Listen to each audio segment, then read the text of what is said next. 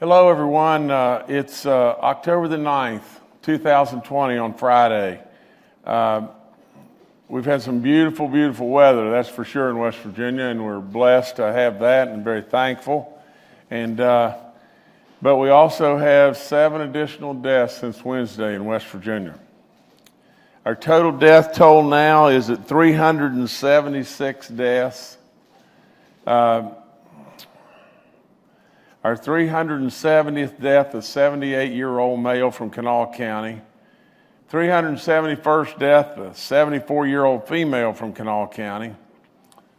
372nd death, a 64-year-old male from Cabell County. The 373rd death, a 70-year-old female from Logan County. The 374th death, a 65-year-old male from Wayne County.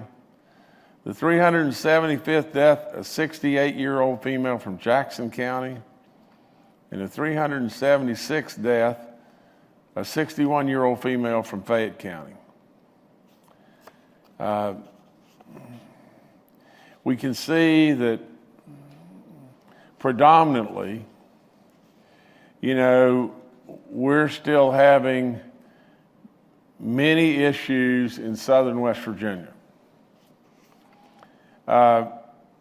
We always knew that, our rural hospital system and everything, even though we have a wonderful hospital system, a lot of different places, and in Kanawha County for sure, but we knew that if this terrible killer jumped on us in southern West Virginia, it would be bad. It's been really tough. And so I remind everybody, I grew up, my roots are in southern West Virginia, and I remind everybody there again to take every precaution that you can take, especially with the elderly, to really try to protect them and keep telling them to beware and surely try to protect themselves, because that's the only way we turn this thing around. Now, yesterday we had 382 positive cases in the last 24 hours. That's enormous. Our daily positivity rate is at 3.65. It's too high. Our cumulative rate now, our positive cumulative rate is growing again. It's at 2.79. That's not good either. Our active cases, a little over 4,000, 4,435. We're almost to 13,000 recovered cases. Our hospitalized patients have dropped a little teeny bit. I think they were at 169. They dropped to 164. Our effective reproduction number is at 0.94. We're still really doing really well there. 5th best in the country there. Now, as far as our county alert map or system map, we now have 5 counties today that are in the orange. Now, there's so many negative repercussions that happen when we get to that level. First and foremost, we have the biggest concern of all is people getting sick, people dying. Secondary concerns that are still really important are going to school. We don't go to school in the orange. We don't play sports in the orange. We continue to practice because we want our athletes to still practice and stay in condition, but really and truly, we have got to stay on our game in all these counties, all across our state. I just noticed Kanawha County has slipped back from yellow to gold. There's so many different counties and instances and places and everything, but if you'll look predominantly through the north and really through the central part of our state and over on the eastern panhandle, other than out in the far reaches of the panhandle, we have big areas of our state that's pretty dadgum good. And we have a southern area of our state pretty good. We know where the problems are, and we just got to absolutely slow it down and stop it. Now, I continue to urge every single person to get out and be tested. The more we test, the more we'll know. We've said it 1,000 million times. And really and truly, at the end of the day, you've got to listen to me on just this. Yesterday, in the United States, we had the highest number of positive tests yesterday that we've had, period. Yesterday, in the United States, we had 56,000 positive tests. Now, we know as we go into the fall, we know why do we take flu shots in the fall? We know that we're exposed more as we start into an area where we're inside more, we're around people more. If the weather pushes us inside, all kinds of negative things can happen. We're back at school. So many different things can impact this. So you've got to really listen to us and follow those guidelines and follow them as closely as you possibly can. Now, everyone should know all the free testing that we have out there. The more we test, the more we find the spreaders, the more we stop this thing.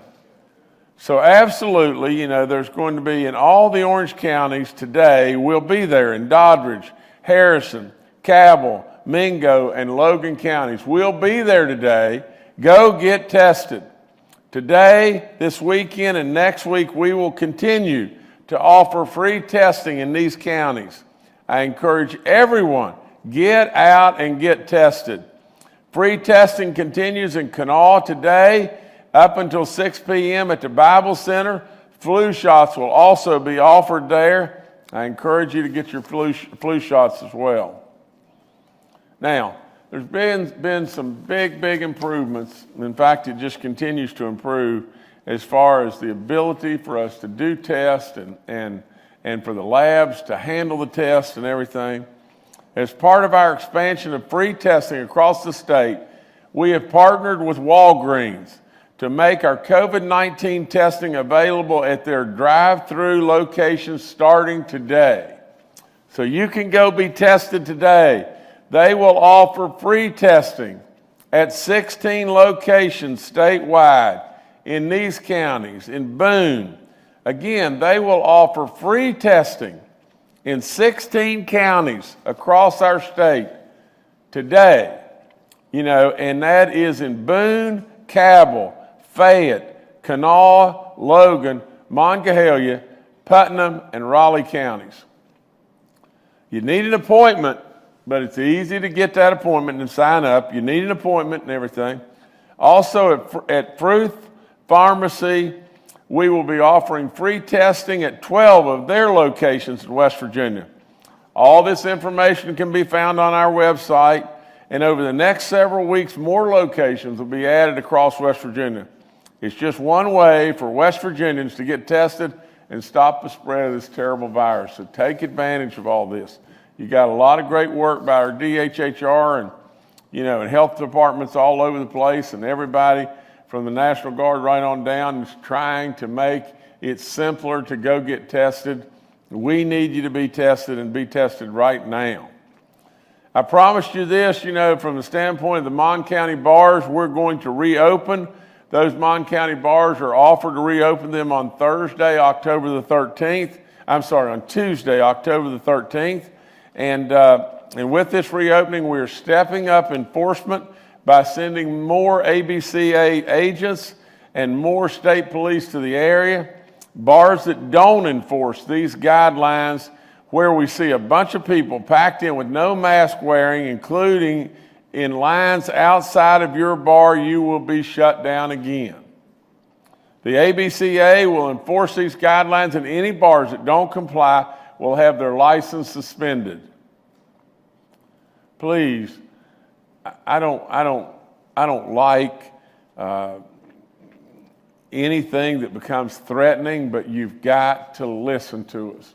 You've got to do everything in your power that we don't slip back into where we were before.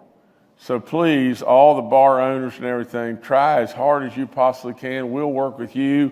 If you'll give it everything you've got and we give it everything we've got, we'll succeed. In regard to agriculture, we have some CARES money that's going that way. We're sending, I'm truly excited at this time, we're sending $100,000 of CARES money to the Department of Agriculture to replenish the funds of the SNAP Stretch program. Your Agriculture Commissioner, Kent Leonhardt's doing a fabulous job. And so the way this program works, the SNAP Stretch program allows customers, using the SNAP benefits to double their spending power at the West Virginia farmers markets. Now, I don't know how it gets any better than that, because that's the very, very, very best food that you can possibly obtain. Our farmers in this state are phenomenal. I surely know all kinds of them, and they do phenomenal work. Due to the COVID-19 pandemic, the program had its annual $150,000 budget exhausted halfway through the season, and we agreed to fund another $100,000, and whatever we got to fund, we'll surely do it and continue to do it up through the end of December, because that's when the cutoff is. But we'll surely continue to fund and take advantage of that. Anybody that's in need and in that program and everything, take advantage of it, please. In regard to the Clarksburg Veterans Nursing Home, we have more than 220 residents and staff members at the West Virginia Veterans Nursing Home in Clarksburg, and that have received tests from this week's COVID testing. All the residents tested negative, which was great. We had 2 employees test positive, and both have been quarantined. The health department is in consultation with facility directors on the next move. The National Guard's been notified. Follow-up testing has been scheduled. The facility has stopped activities, visitation, and all outside appointments, and that's really important and everything. And no essential staff, there's non-essential staff are not required to work at the facility and are being sent home. Now, I've got one clarification I got to go back and I've got to pick up, but there is no testing today. I said there was testing today at the Bible Center. So I don't know. I guess this was just a mistype on my sheet. So there is no free testing today in Kanawha County at the Bible Center. Okay. Our school outbreaks. We've got 20 active school outbreaks now with a confirmed total of 59. All this is up on our website and everything. If you want to, check that out, follow that, please. We have 48 outbreaks in our long-term care facilities. Our churches are continuing to bump up. We have 15 outbreaks now reported in churches in 11 counties. Nicholas is added to that list. Putnam is added to that list, along with Mason, Doddridge, Upshur, Logan, McDowell, Tucker, Harrison, Fayette, and Kanawha counties. Got to tighten it up, guys. That's all there is to it. All this is going to do is lead to bad stuff. You've heard the guidelines, and so many times that I can't tell you enough, but pew in between you, take care of the elderly. Maybe the elderly ought to be staying at home. Wear mask, wear mask, wear mask.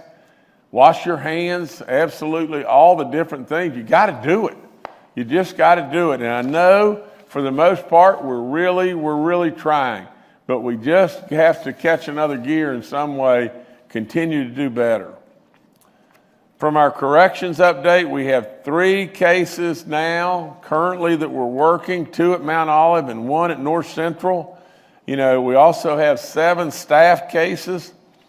There are single cases at 4 other facilities, including Mount Olive. Corrections is also randomly testing 10% of its staff at multiple facilities next week. I remind everybody again about getting your flu shot. Let me tell you something. Everybody should should really just stop and catch your breath and just remember one thing. We're in a pandemic. Can you imagine that word? A pandemic. You know, we've had epidemics of stuff, but we're in a pandemic. You know, a meltdown. That's all there is to it. The world has lost in excess of 1 million people. The United States has lost way in excess of 212,000 people. West Virginia has lost 376 people. We're in a pandemic. And if we're in a pandemic, we got to tighten up. So just remember that. Life is still great. The sun's shining. Most beautiful weather, most beautiful state, most beautiful people.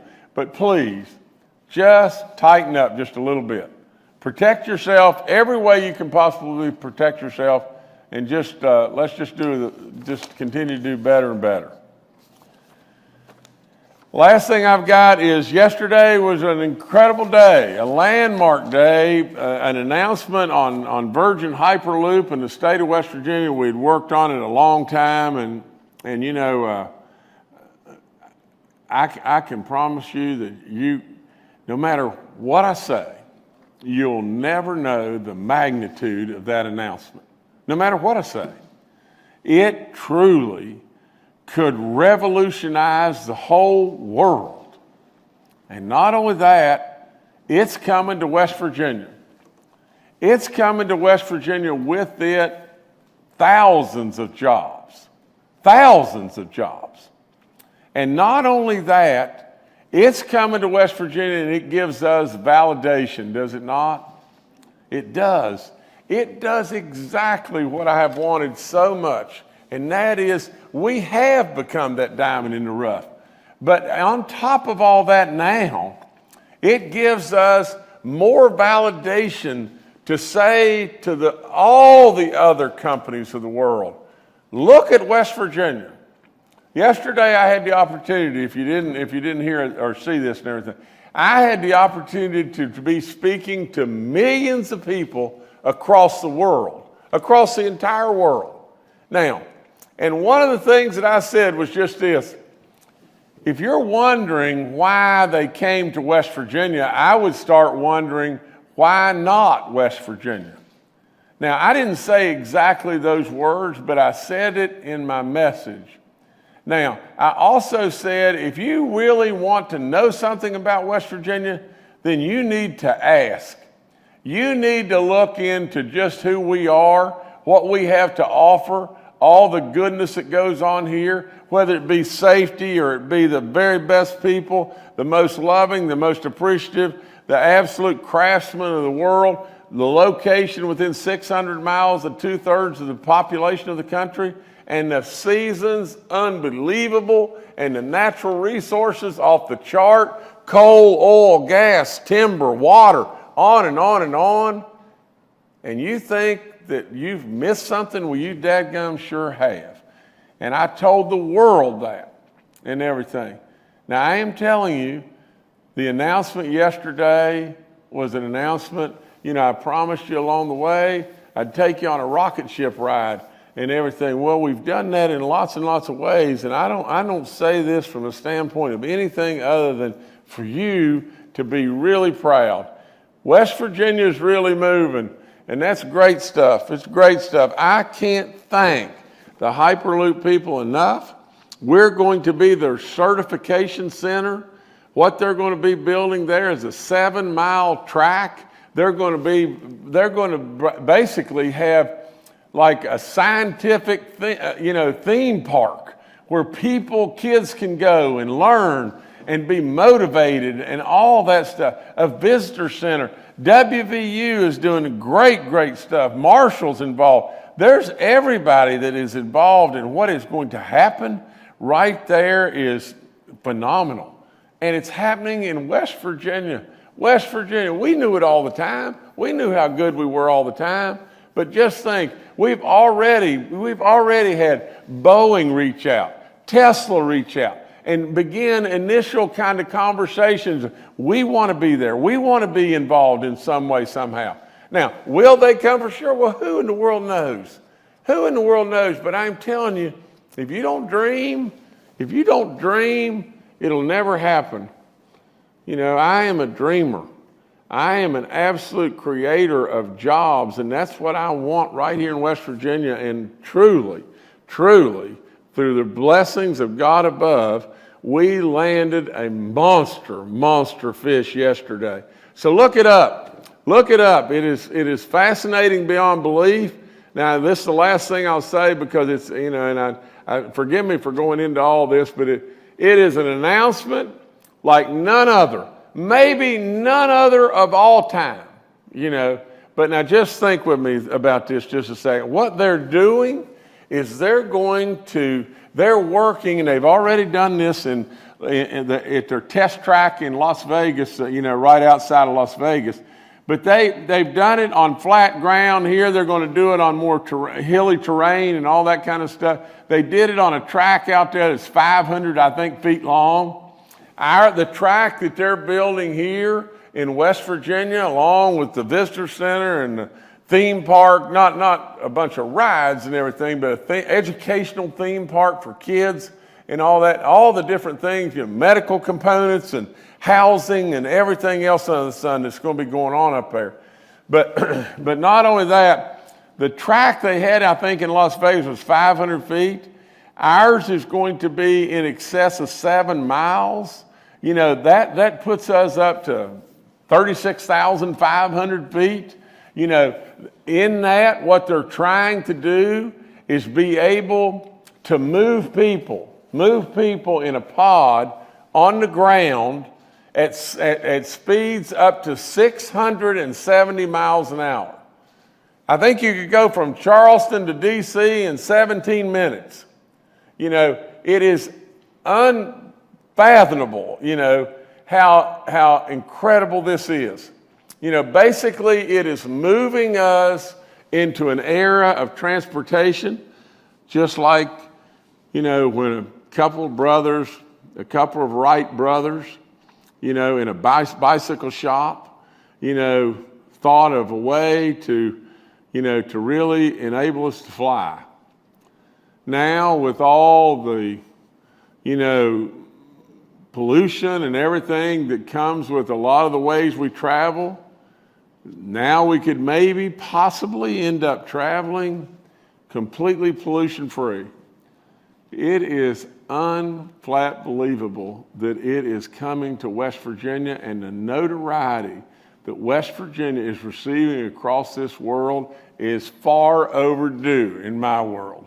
Far overdue, but it's big time. So yesterday was a really great day in regard to that, and the other flip side of it is this: while we've got this terrible virus going on, it's a killer beyond belief, we continue to do work, don't we? And that's what we should do.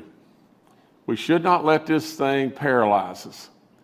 And we should keep in prayers and our thoughts all the people that we lost. We lost 7 more today. I ask you every way to keep them in your prayers, your thoughts. But absolutely, we've got to go on. We've got to keep going on. You know, to God above, He does not want us to just stop. Some way we have got within Him, we'll find a way to stop this killer. But along the way, in my world, I believe that He expects us to keep moving, keep going north, keep working, keep trying. He's given us all the tools, the wisdom, the energies to beat this thing, and we'll beat it. You know, thank you so much. All right, thank you, Governor. Let's now go to Dr. Clay Marsh, our coronavirus czar. Well, thank you and good afternoon. Boy, that's a hard one to follow given the incredible nature of the choice of the Virgin Hyperloop Center here in West Virginia. Fantastic. Congratulations to the governor and to all involved. And this is going to be something great for our state. But I want to comment very briefly on the swing that we're seeing across the country in the number of new coronavirus cases. And we've seen outbreaks in in many places, including the White House. And it does reinforce to us that despite people being tired and wanting to get back to normal activities and sports and coming together, that we still have to be really, really committed as a state to doing the things that we know do protect us. And the real cornerstone, just as a quick reminder, is very extensive testing. Yesterday, we tested over 7,000 people, which is great, but we need to keep that up. We need to make it go even higher because, as we've talked about, a small group of people, 5 to 9% of people who are infected with COVID-19 can spread to 80% of everybody else. And these people often, again, spread before they have symptoms. So we know by the way that we are doing the metrics for the public health map that we're also using for the schools, that there's really two measures that we're taking. One is the percent positive measure. And as we've talked about, that is a really important measure because the more people that get tested, the more that metric is going to start to go down, which will both help us identify people in communities who might be sick and not know it, and be those people that can spread to many other people. But it also gives communities an opportunity and an incentive to test more and more and more, and that will help drive the number of people that are left able to infect other people much, much lower. And the more people that we find with COVID-19, as we look at our other metric, the infection rate, we know initially that infection rate's going to go up because that infection rate does not take into account how many people are tested, but merely takes into account how many new positives do we get on a 7-day average, and it corrects that number then for 100,000 population. So initially, the percent positive rate will go down as we really extensively test the population, and the infection rate will go up because we're identifying new positives. But if we do our job right over time, the infection rate comes down too. West Virginia is still doing great. We are 8th in the country in the number of deaths, and we're 9th in the country in the number of cases. At least we were 2 days ago. Our RT values are still doing well.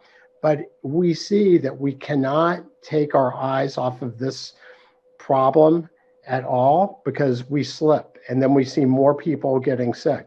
And as the number of cases go up, then the colors change. So this is a self-incentivizing system to test more and wear your mask and all that, because that makes these numbers go down, makes the colors get better, allows us to go back to school, to get sports back again. And when we start to slip a little bit, we see those colors get worse. As the governor said, we have some more orange counties today. So we are committed to doing everything we can to work with each citizen to make sure that you are safe and your community and family are safe. But we really rely on you to show up for testing, to wear your mask, to physically distance, to avoid the 3 C's, wash your hands, and together, staying together, we stay strong, we stay as the beacon for others. And that is a critical reason why companies like Virgin Hyperloop and Tesla and others want to be here in West Virginia and be part of this amazingly bright future. Thank you. All right, thank you, Dr. Marsh. Next to Dr. Ayn Amjad, our State Health Officer. Good afternoon. We did make a change to the defining COVID-19 outbreak guidelines on the West Virginia Department of Education, and that is located on their website. So we did have some questions about that. So it's on page 4, and there was a line there about having students in the same class or core group, but that was removed from that because there was some questions about that, but we want local health departments to work with the school system and do more contact tracing, but that is on the West Virginia Department of Education website. And if there's any more questions, and I just want to reiterate, if you haven't had a COVID-19 test, to get tested, and if you have any worsening symptoms, to talk to your doctor if there's any more questions about that, but that is on the West Virginia Department of Education website. Thank you. All right, thank you, Dr. Amjad. Bill Crouch, Secretary of the West Virginia DHHR, is also joining us today and is available for questions. Major General Hoyer with the West Virginia National Guard had a prior engagement today, but he will join us again on Monday. We'll now go to questions from members of the media. The first today from Steve Adams with Ogden Newspapers. Steve Adams with Ogden Newspapers. We saw some positive signs that I thought the numbers were coming down to that. It looks like the active cases, while taking a dip in the middle of the week, are back up and still increasing. You talked a little bit about southern West Virginia and some of the issues that you are seeing there. And of course, in comparison to other states, we're still pretty low in the scheme of things, but these are still high numbers of cases here. You already pointed out we're seeing a number of cases transition into the gold and into the orange, and we'll know for sure what those counties are tomorrow afternoon.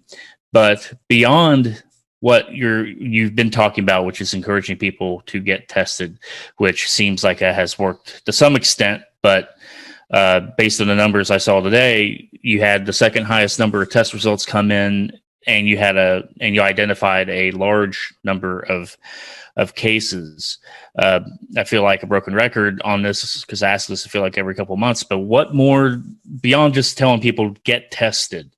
What more can we be doing beyond reminding people to get tested, reminding people to put on their masks? What is the steps that we need to take to really control these spreads of community virus spread? Thank you. Well, Stephen, there's a lot of aspects to your question and everything, and I always think you do a great job. But let me just say this, that there's no question the more we test, the more we're going to find spreaders. I mean, it's just simple as mud. And so we've got to continue to amp up and encourage and everything else. I came here every day and I encourage people over and over and over to go and be counted in the census. And West Virginia moved from 60 or there percent counted, a decade ago to being 99.9. Unbelievable. And so I encourage everybody to go get tested. Now, there's no question that there are plenty reasons to be concerned that, our nation just tested more positives in a day than they had since August. Well, there's plenty of reason to be concerned, and I don't want us to drop our guard at all. Now, what can we do to force people to be tested more? Or what can we do to absolutely force these numbers down? Well, we could issue stay-at-home orders, and we could shut down businesses, and we could, I mean, who knows? I mean, you could be absurd and want to fine people or whatever it may be. Well, we don't need to do that. We're better than that. We're better than that in every way. Now, it may come to a situation that really and truly to where, we have no choice because it gets so bad that we have to shut something else down or shut down other things or whatever. Let's hope and pray we do not get to that. We're in a race trying to get to a vaccine. That's what we're trying to do. We're just trying to do that. Now, along the way, that race has done a lot of good. You saw it with our president. Our president got this disease, 74 years old. Absolutely, he's not in my class, but he's probably a few pounds overweight, and lo and behold, he went in, he got treatment and everything. In 3 days, he's back working. Now, we know that we're handling this today, the death numbers by the numbers that are treated have gone down, and they've gone down significantly by the good work in our medical community. I mean, we have. That's all there is to it. We've done really, really, really good there. We have quick reaction teams across the state now to where we're able to respond and respond very quickly and go to areas and be tested and find those spreaders. But there's all kinds of things that are happening that we have accomplished. But all I would do is just say just this. Let's hope and pray we don't get into a situation where we have to start shutting down stuff. Let's surely to God above know that we don't need to tell good West Virginians and threaten them and say we're going to fine you or whatever it may be. We don't need to do that. You know, Stephen, we just need to continue to appeal and make the testing available in more and more and more places and counties. And we got a lot of great people that are stepping up right now, whether it be Walgreens or that, and I'm going to mispronounce the name, but Fruth, is that, you know, they're people that step forward and they're doing great work there. And so, you know, at the end of the day, Stephen, we're getting a lot better, but at the same time, it is a pandemic and we do have to respect it and we've got to continue to be concerned. All right, thank you, Steve. Next to Charles Young with WV News. Hi, this is Charles Young with WV News. Governor, I had a couple of questions about the pharmacy partnerships you just touched on. Are these companies being paid to provide this service? Are they donating this for free as a public service? And then you also mentioned that this is being offered in 16 counties. Can I go get a free test at a Walgreens in a county where I don't live or a Fruit location? Thank you. Okay, I think Secretary Crouch, if you could jump in on this, you know this 1,000 times better than I, and you've done the work to recruit these people, and so please answer. Yes, sir, Governor. Yes, we've worked with all of the pharmacies in the state. We're trying to bring everyone online to provide free testing for the state. That funding is coming through DHHR. We want to make testing available everywhere in every county every day. So this is a good move in terms of Walgreens signing on. We have other pharmacies we're working with that we're going to bring on. So it will be free testing. There will be a number that folks can call at the pharmacies, such as the number that they call to pick up drugs, pick up their pharmaceuticals, and we'll make arrangements with more pharmacies as we move forward. Crouch, Charles asked this. He said, will these people be compensated? You know, will Walgreens and Fruth and will they be compensated and everything? That was a part of his question, you know, and I think, you know, you answer that, please. Yes, Governor. There is a fee that we're paying with regard to the administration of the swabbing so that folks who get tested by those at Walgreens are reimbursed for that testing. We will pay for the testing as it goes through the laboratories, whichever laboratories they use. Some of the pharmacies already have labs that they have contracts with. Those that don't, we'll work with them to set up contracts with labs that we work with. Again, we have a great number of labs right now who are moving in the right direction in terms of 24 to 48 hour results. So we are going to cover that through DHHR. Got one more part of his question we didn't answer, I don't think. He said if he wants to go and the pharmacy is in a county that he resides in another county, can he go there? Yeah, thank you, Governor, for keeping me straight on this. That they can go to any county. An individual can go to any county they want. I will mention we're having issues with regard to pharmacies out of state, and we're working with those pharmacies. In the last few days, we've made progress in terms of getting those pharmacies to report those test results back to West Virginia. Many of those pharmacies, like Walgreens, who have contracts with labs nationally, they were using the state where the test was performed. So we think we have that straightened out. So even individuals who live on the border, who go to a pharmacy across the state line, should have those test results back to West Virginia within 24 to 48 hours. So yes, an individual can go to any pharmacy, regardless of where they live, regardless of the location of the pharmacy. All right. Pretty good job, you know, having your back here, aren't I? All right, thank you, Charles. Next, we'll go to Tori Yorgi with WSAZ. Hi, everyone. This is Tori Yorgi at WSAZ. I have a question, I guess, for Secretary Crouch. I understand that there's a new guidance from DHHR on how schools respond to suspected COVID cases. Now, in the old guidance, there was a line in there about classes or core groups needing to stay home for 14 days if there was a possible exposure, regardless of test results for that person. But now I notice in the new guidance that line isn't there. So what does that mean going forward? Does it kind of change who is considered a close contact or who's required to quarantine? Just kind of what that means, if you guys are going to look at cases differently as far as CDC guidance or whatnot. Thank you. Dr. Amjad, this is you. Yeah, and I just want to say thank you, Governor, for having my back, and this is your question here. Thank you.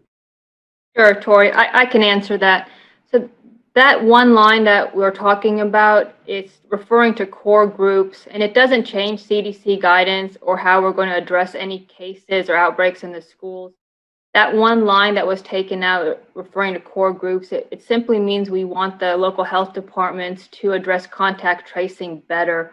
So, for example, in elementary schools or classes with special needs, you know, those classrooms cannot social distance the children. So if there is a case in those schools, they do go to remote a little faster, but due to contact tracing taking place. But some classes, such as high school students that are able to social distance, we want time to be allowed for the health departments to do proper contact tracing. What we have been seeing lately is that some of the schools or systems have been going into remote learning a little bit faster because of that definition in the guidance document of the core group definition. So we want to, reinforce the fact of core groups. That includes teachers and students being defined in these pods or core groups. So it does not change any definition or guidance that CDC has put forth of how we are going to conduct those. It was simply reinforcing the fact of contact tracing taking place in a timely manner. That's all that it is. But it's on the West Virginia Department of Education website. But it doesn't change anything moving forward, how cases or how the safety is of students or teachers or faculty in the school system at all. Thank you. All right, thank you, Tori. Next to Brad McElhenney with West Virginia Metro News. Hello, Governor. Hello, everyone. There are instances on the daily DHHR map of counties where on one metric, they show up as red, the highest level. But on another metric, they're shown with a lower risk. Right now, counties in those situations include Barber, Doddridge, Logan, and Upshur counties. What I'm wondering is the consistency. Should red mean red no matter which metric is used? Thank you. Brad, I think Dr. Marsh, maybe could answer it, but I think what he's going to say to you is that the medical team, the education teams, all the people that have worked on this felt like that we would use either or, whichever's lower, and that was the most productive way that we could do this, from the standpoint of fairness and everything. But Dr. Marsh, go ahead. I'm sorry. No, thank you, Governor. So, Brad, I think that's an important observation that you're making. And that was really what I was trying to explain during the first part of my comments today. Excuse me for 1 second. Something in my throat. Anyway, so as we have added the percent positive rate, that was really done because with the infection rate or the incidence rate, which was the first metric we used, people figured out and counties figured out that the fewer positive tests you had on a daily basis, the better your color got.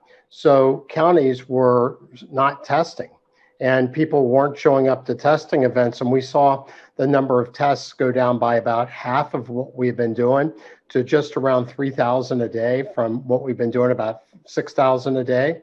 And ultimately, we know that the key to control COVID spread in a community is to identify those asymptomatic or pre-symptomatic people that are infected but don't know it, and can spread to 80% of other people. And that's a really small percent. 5 to 9% of people infected spread to 80%, and 70%, 70 of people infected don't spread to anybody. So more testing identifies those people. But the more we test, because the percent positive rate then incentivizes people to test, because the more you test, the lower that rate goes, then we know by identifying more people that are positive, initially we'll see a opposite direction between the percent positive rate that'll go down and the infection rate that will go up. And I think that's exactly what you're seeing in some of the counties. And ultimately, because again, remember, the infection rate there's no reference to how many tests it takes to get the number of positives. The infection rate just counts the daily number of new positives and corrects it for 100,000 population.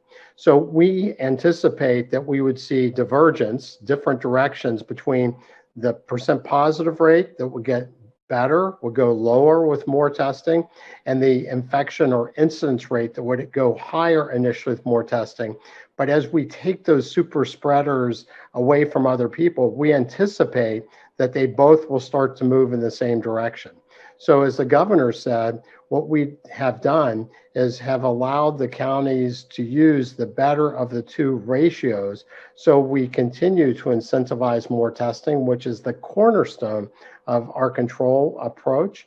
And then we also try to focus on watching both of these metrics and that reproductive value and the number of tests done and the number of people that are dying as outcome measures to continue to hope that we are doing the right things as far as our strategies to reduce the activity and spread of COVID in each county. But if that slips, as we've seen some of the counties turn gold and orange, it's a self-correcting approach too, because then over time, if you're not able to control it, then your county color will get worse, as we've seen counties do.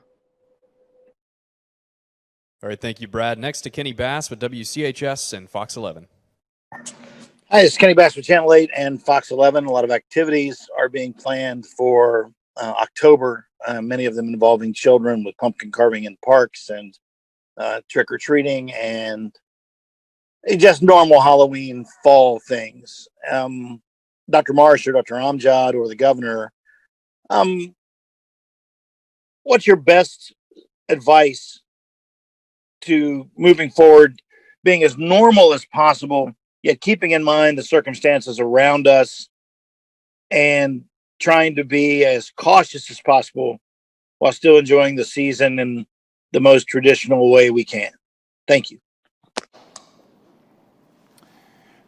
Let me try this, guys. And I'll surely defer back to Dr. Amjad or anyone that wants to comment after I get through. But let me just say this, that, in every month, we were scared to death about Labor Day, and we absolutely didn't know what we were going to do about the 4th of July over that weekend. And then Memorial Day was before that, and what in the world is going to happen to us and all that. And there's no question that October offers incredible beauty in our state, and Halloween, and on and on and on, and trick or treat, all the different things. And I really believe that we're just, as we go forward, November is going to be Thanksgiving and Christmas, all the holidays, and the weather, surely a lot tougher, and we'll be indoors a whole lot more, and more concerns as we go forward and everything until we get to that vaccine finish line. And we hope and pray that that's here, tomorrow, but it won't be. It's still a ways out, and we all know that. But with that, all I can offer up is, I think from the standpoint of trick or treat and all that kind of stuff, we're going to move toward, we're going to do that on a local basis, a county by county basis, and we're going to, let the health departments or the superintendents or whomever in the counties make decisions, because that's what we've done in the past, as far as the night we trick or treat and all that kind of stuff. And I surely think that we're going to be able to do that, and our kids, really enjoy that, and it's a fun time of year for them and all that. But we, Kenny, as we go forward, you and I both know that tomorrow, if this thing would jump so ugly it would be unbelievable, then we've got to move, and we've got to know that it's as fluid as it can possibly be. It's always that way. We're going to have to stay on top of this thing and absolutely just stay on this like, white on rice. That's all there is to it. We're going to have to be there every moment and absolutely be on top of our game all the time, because we don't know where this is going to rear an ugly head, and it will. It just will, and so that's, there's 1,000 ways to answer and everything, but at the end of the day, every month's got its challenges, every week's got its challenges, and every day's got its challenges with this. All right, thank you, Kenny. Next to Mark Curtis with Nexstar Media. Good afternoon, Governor and cabinet members. I've been getting a lot of calls again from parents in Putnam County who are concerned. On the one hand, they look at their map and it's now gold for Putnam County, but they also tell me, I believe at Putnam or Hurricane Middle School, there are now 4 positive cases and 60 people quarantined. And I believe at Hurricane High School, the numbers they gave me were 2 positive cases and 57 people quarantined. What are they supposed to do? These parents are very worried. They look at the map on one hand and see it's gold, and that doesn't offer them much comfort or security or safety. First of all, can you verify these numbers, and what's your advice to the people in Putnam County specifically? Well, Mark, let's again just be frank and truthful. First and foremost, if I were a parent in Putnam County and I really felt like that my child should not go to school, then I would not send them to school. We've given the parents a choice as to what to do there. We have got to have a metric of measurement somewhere, somehow, that we can give guidelines to each county and everything. That's what the map does. The map tells us that we've got problems. One of the notes that I've made right here that I wanted to be sure and talk about, was that my concern, about schools, about school, period, from the standpoint of there's always concern. I know of a gentleman that contacted me about Independence High School in Raleigh County, and that there was cases there and real concern and everything, and all I can just offer up is that that in regard to how are other states handling this, a lot of them really aren't doing anything hardly to amount to anything. A lot of them are just saying, well, we just go to school. Well, we're offering up all kinds of different alternatives from the standpoint if you're a parent, you decide not to go, you decide to go 100% virtual. There's all kinds, there's all kinds of hybrid models of how we can go. We left it all to the local control, because they know the situation better there than anyone knows it. We post a map, we post it daily. We show that, that everybody what's going on there. We've got a complete transparency as far as, the schools the outbreaks that we have at schools and everything. Should we be concerned? Well, dadgum right. Are we on top of it? Absolutely. But it's, and there's all kinds of repercussions the other way. What if we just said, okay, we'll just shut down all the schools. We won't go to schools. Well, there's all kinds of repercussions or repercussions that way that we know are going to happen. And so what we got to do is we've got to keep doing what we're doing, and we're doing it, and I congratulate all those that are doing a good job at it. There's no perfect answer here. There's no way. There's plain no way. But if we give you complete and total transparency and choices, and absolutely we continue to run to the fire and stop these outbreaks and do the proper quarantining and contact tracing, I think we're okay. I think we'll be okay. All right, thank you, Mark. Next to Paul Mullen with WCBC. Good afternoon, Governor. Good afternoon, panel. Governor, I want to take you back to the Hyperloop announcement and economic development strategy. If you could articulate that a little bit with the state's efforts to lure high-tech businesses, piggybacking that with the broadband announcement of about a month ago. Tell me about your strategy on how to get those types of businesses into West Virginia. Well, Paul, there's a lot of steps to this. First of all, you got to have contacts throughout the country, and throughout the world. You got to know people, and I know a lot of people and everything. And then you've got to some way, you've got to really build trust. You build trust by telling people the truth and being right up front with them and everything. And right up front to say, we have made a real commitment to education here. We have made a real commitment to highways. We are handling the COVID situation the way it is. We do have the most conservative Supreme Court in the land now. And all those things are components that people want to hear. Now, in doing so, once they're committed enough to say, well, we'll give you a chance and we'll come. I think there was 22 states, and they said, well, we'll give you a chance, and we'll come. Well, as soon as they made that move to decide to come, we put, and in just my terminology, all the king's horses and all the king's men right on top of it.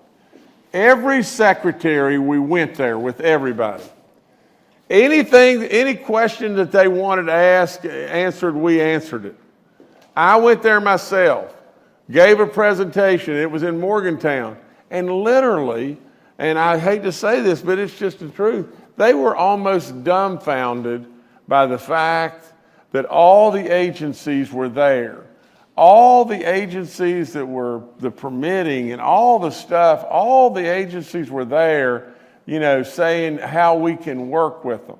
And then we go through it from the standpoint of West Virginia, to be perfectly honest, if West Virginia's economy was DOA, and at one time we were, not long ago, and if we were that, we can't offer to do anything. We can't offer to buy them 8 cans of dog food. We can't do anything, And so with the state being prosperous, and all of the agencies and all the attention and all the great work, my goodness, there's no point in naming all of them, but they just did phenomenal work. And then all of a sudden, they started seeing the story that is a heartwarming story. A story that really and truly is a state with the greatest people in the land that have been dealt a tough hand in the past.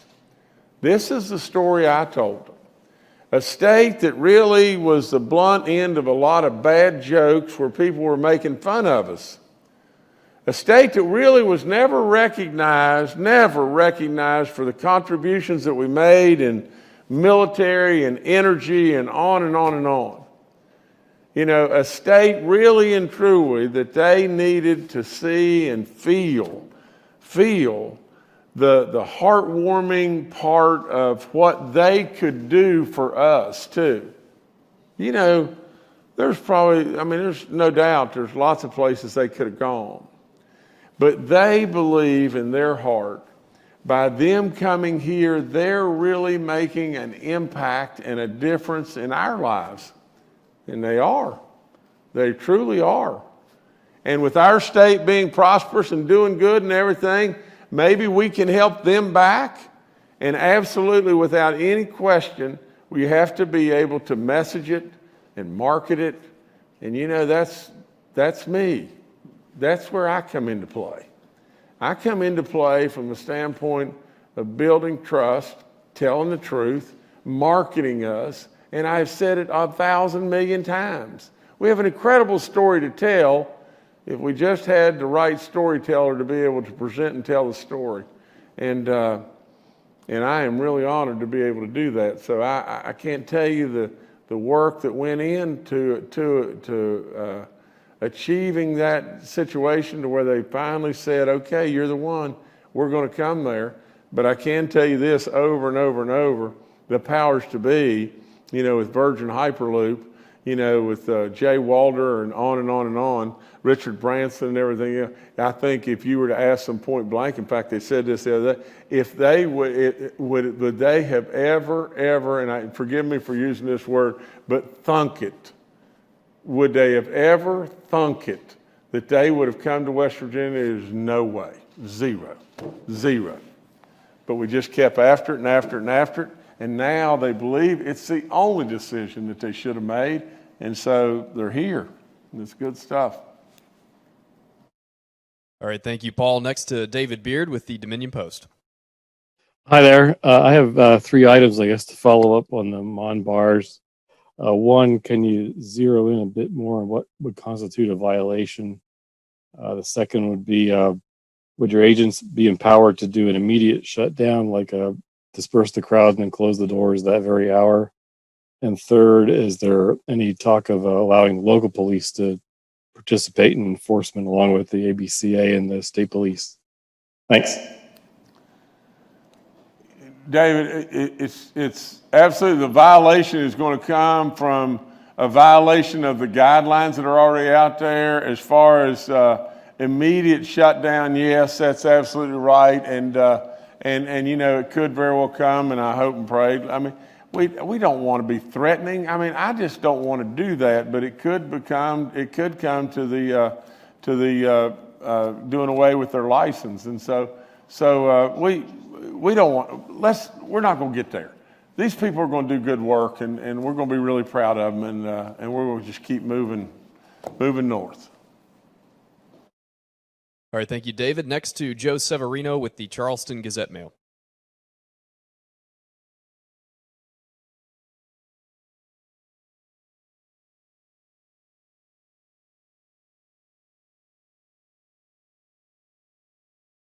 I think we may have lost Joe. How about Matthew Young with the West Virginia Daily News? Matthew, are you with us? I am. Good afternoon, Matthew Young with the West Virginia Daily News. The SNAP program, just a bit of clarification if I could. I know the additional benefit with the fruits and vegetables, that's been in place for a while, but with the new funding that's going into it for new people that would be applying going forward, is that going to remain the same as it's been, kind of everybody across the board gets it, or is it going to be a situation to where you may qualify for the primary benefit, but you may or may not qualify for that secondary benefit? Thank you. Matthew, Secretary Crouch has got to answer this. This is, I don't know the answer to that, but can you answer that, Bill? Yes, Governor, I think we'll need to get an answer for that. I don't have an answer right now. We've not changed anything with regard to that program, but we will get an answer for you on that. And Jordan, come back to me just a second. We'll also follow up with Commissioner Leonhardt, and we'll get you an answer there as well and everything. We'll get back to you guys. We just don't have the answer. I don't have it for sure. All right. Thank you, Matthew. Looks like we have Joe Severino who's connected now. Joe, are you there with us? All right, sorry about that, y'all. I'm relaying this question from our education reporter, Ryan Quinn. He's asking, why didn't you follow the Harvard Global Health Institute's recommendation that yellow counties not open high school classrooms 5 days a week? Harvard said that instead you should only have high schoolers in classrooms part-time and only if space for younger students to learn in person is available. High schools in Kanawha County may struggle starting next week to social distance during 5 days of in-person instruction, which your map allowed. So just to the health experts and the governor here. Thank you. I'm going to let Dr. Marsh go in just one second. I do want to say this, that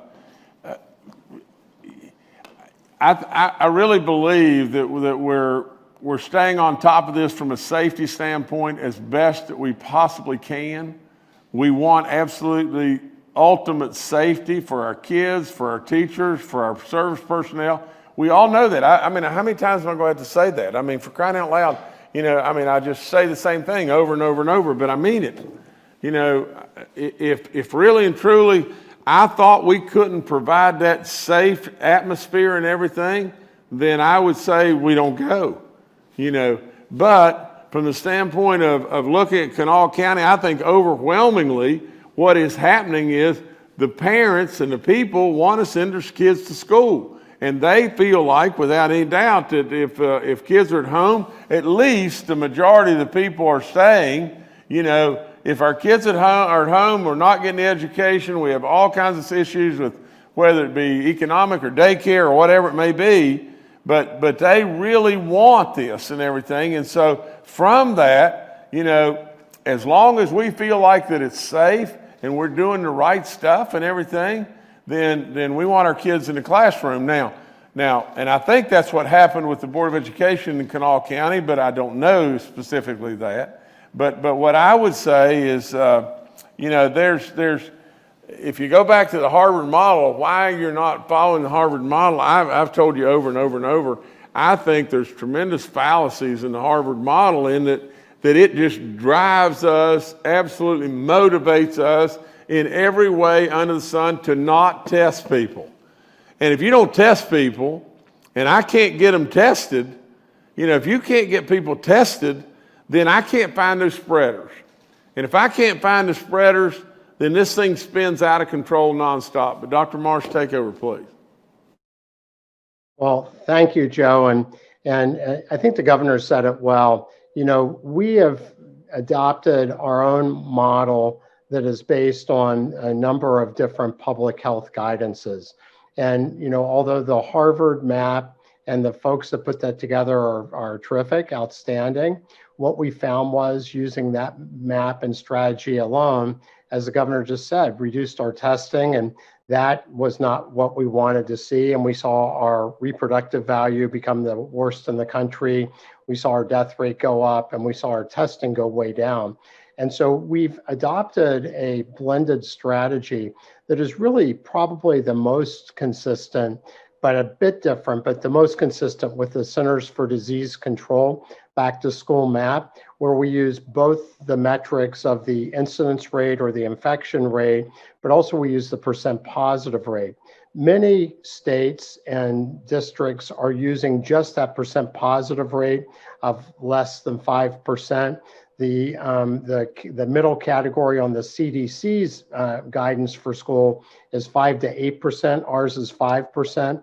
So I think that we are being very rigorous and very consistent with guidances from the CDC, from the World Health Organization. Certainly, we are also taking parts from the Harvard Global Health Institute and also from other reference sources to try to make sure that we are bringing that percent positive rate down under 5%, even under 3% is better, and identifying those spreaders. But there's no perfect answer. But remember, the map color is really a public health map color. And as I understand it, the counties have the ability to decide, and the parents, as the governor said, to decide how they want to execute the in-person learning, whether that's all in person, blended, or even online. And so certainly the map provides the parameters in which people can work under, but it doesn't define the mechanism that the schools need to undergo to do their education, as far as I understand. But thank you for the question. Come back to me just 1 second, please. And I think it was Joe, but Joe and all West Virginia, please, if you're still there, listen to me about this. But we have come up with a model that is using Harvard and other people, using, the AFT unions on the 5% and using different things, and some way, somehow, it's from time to time, it can be a little difficult. And there's always any and every way to second guess and come up with all kinds of different, gyrations as far as different opinions. The leading health person in the entire nation, Dr. Birx, she came and she's not one that would hold back. Their very words to us over and over is, I go state to state, and really and truly, she lowers the boom when she goes. But she was so impressed with what we were doing, it was off the chart. Now, from that, the CDC and even, Kentucky and different places have basically followed our lead to some degree. Sure, it's got all kinds of, potential confusion or whatever it may be with it. But in all of that, just think, and stay with me just 1 second, West Virginia, and just think just this. There are some states that say, well, we're just going to go to school. We're all going to school. You've got these outbreaks and issues and concerns and everything, and, just all going to school may not be, the one size fits all thing. I can't fathom that that's the best way to do things. A lot of situations, you've got states that are so broke now, it's unbelievable, because the overhanging pension funds and so on like that, and they're concerned more about their economics than you can ever imagine, and so they just up and say, well, just go back to school. Everybody go to school. Well, we don't think that's the thing to do. We have offered more and more options, and we have absolutely left it to local control. And so in all of this, we're just trying to absolutely do exactly what West Virginia has done, and that is pitch great numbers. Sure, it's a little confusing, and sure, we've got to watch it and adjust and be able to be fluid enough to move when we have to move. But I'm telling you, if we would just have adopted the rigor, guidelines of just the Harvard model, if we just have nothing but the Harvard model, we'd probably be, just like Dr. Marsh said, the 9th best state in the country as far as deaths and whatever it may be. The 9th best state in the country, and a third to a half of our state would be shut down. No. We needed to do better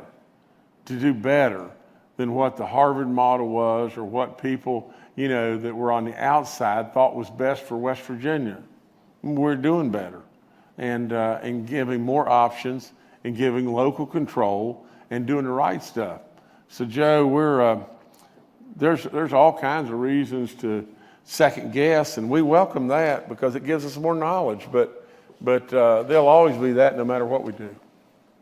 All right, thank you, Joe. Governor, I'll turn it back to you. Well, I've talked a lot, and today, and please forgive me for that. But I want to tell you first and foremost to continue to try to get tested. That is really key to everything, in my opinion. I would also tell you that if you think for a second that any single one of us, whether it be the medical team or the education team or whomever, the guard, whomever, that anybody is not terribly concerned about our children and our teachers and our service personnel and all those with schools, you're wrong. And we're watching it nonstop. And it is a concern. I'll never forget, over and over, Dr. Marsh said without any question, when we go back to school, the odds are that things will get tougher. They have to. When we go back to school, they're going to get tougher. When we go out of the house, they get tougher.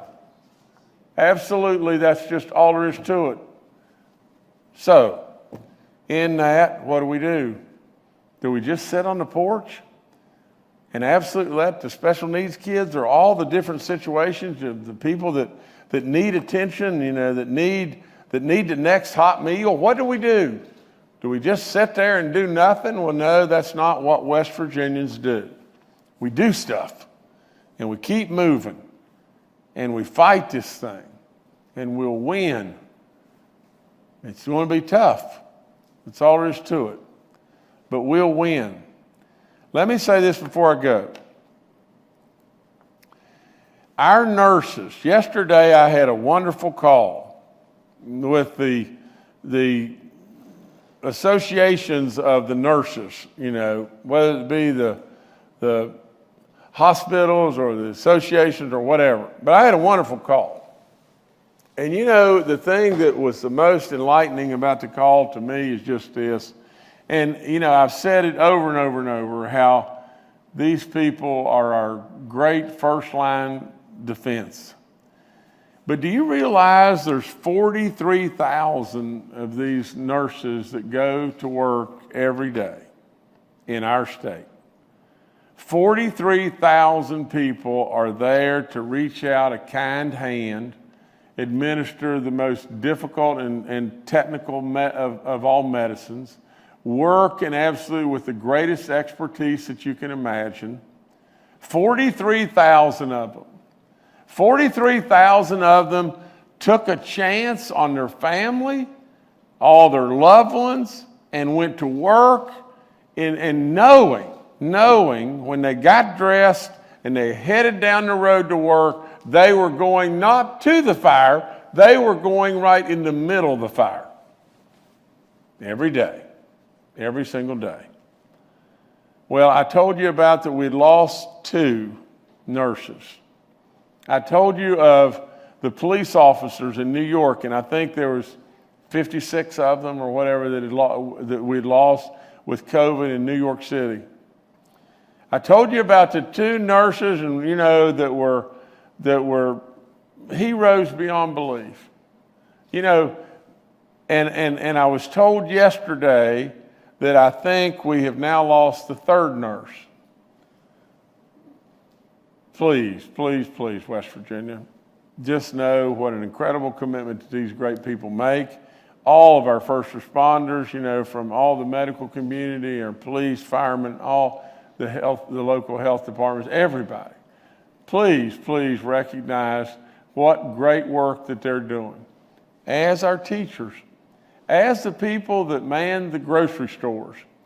Yesterday, before I was on this call, I went to a function with the retailers, and they were telling me how across this state, we deemed them as essential, whether it be Walmart or whether it be Kroger's or whatever it may be. And all those people, day after day after day, they came there for all of us. I am telling you, if you don't take time to thank them and love them and keep them in your prayers, then absolutely that's not good. These people are great teachers, are great nurses, are great retailers, are great workers that worked all these places, all the first liners, people, all the first responders. How much do we owe them? And I'll end by just saying just this. How much is a life worth? Can you tell me? Can any of you tell me? How much is a life worth? You can't, can you? I've said it over and over. How many lives did these people save? Countless. Countless numbers. Absolutely. How much is one life worth? You can't tell me. None of us can come up with that definition or that answer. No way. But these very people I'm talking about saved so many of us, it's unbelievable. What do we owe them? We owe them so much, it's just off the chart. Please take time to tell them how much you love them, how much you appreciate them. Take time. Take time to do it. It's the simplest thing we can possibly do to express love and appreciation. Do it. You've been really good, West Virginia. And I thank all those that have been out there on the front lines. What a job you've done. Thanks again.